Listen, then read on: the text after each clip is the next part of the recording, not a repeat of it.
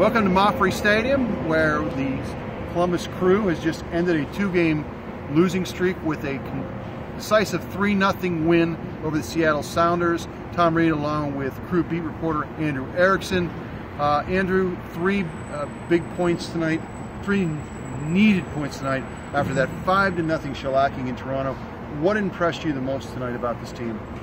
I think what impressed me the most is how quickly it happened for them. You get a goal in the 10th minute, get another goal before halftime, and by the 65th minute of this game, it's a 3-0 game, and really it hasn't felt like the Crew has been able to cruise in any of its 7 wins. I would say I would go back to maybe the Orlando City game that's been that easy for them. Right. This is a team that, just based on defense, based on the number of goals they've given up in the last 4 games, it's been very difficult for them, but I think a needed easy win for a team that had, I think, its worst loss in league play in franchise history against Toronto on Friday. And when you're trying to come back, you need your best players to be your best players. I thought that was the case tonight. You look at the offense. I thought Justin Merrim, I know you talked a lot about him in your game story, was terrific. A goal and assist.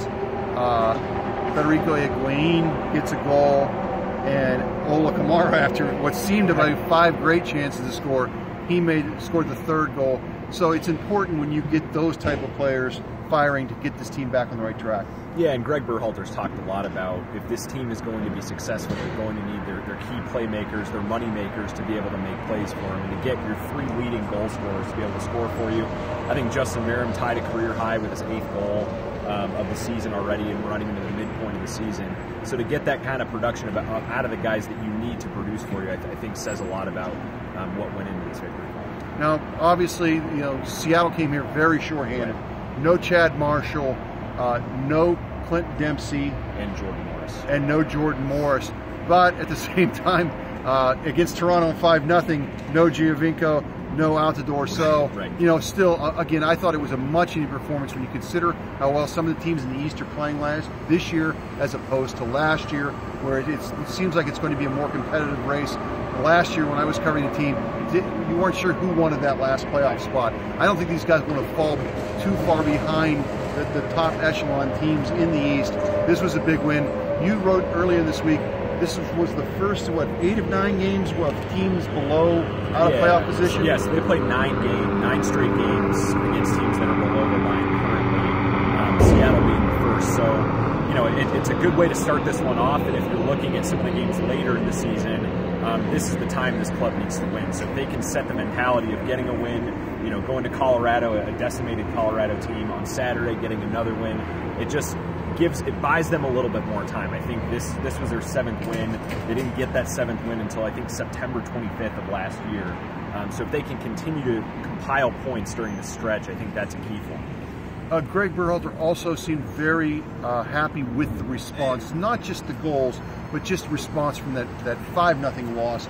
How did you think the team looked in practice this week, and what did you think as far as coming back from really, let's be honest, a humiliating defeat? Yeah, it's funny, and you've had this experience before, leaning on that chain link fence outside of the training complex in Obetz. You can kind of hear guys interacting in practice, and it was just louder this week. You could hear on Monday and Tuesday it was a little bit more spirited. You could tell guys wanted it a little bit more. And Ethan Finley, talking to him after the game, said that there was way too much silence after that loss on Friday. So some of the older guys on the team, some of the leaders, said that they have to hold themselves a little bit more accountable, call guys out a little bit more, and be more vocal. And I think you saw that this week, and the result was much different. All right.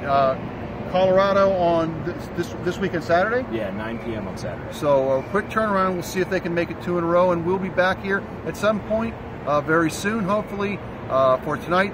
3-0 Crew win over the Seattle Sounders. For Andrew Erickson, Tom Reed, until next time.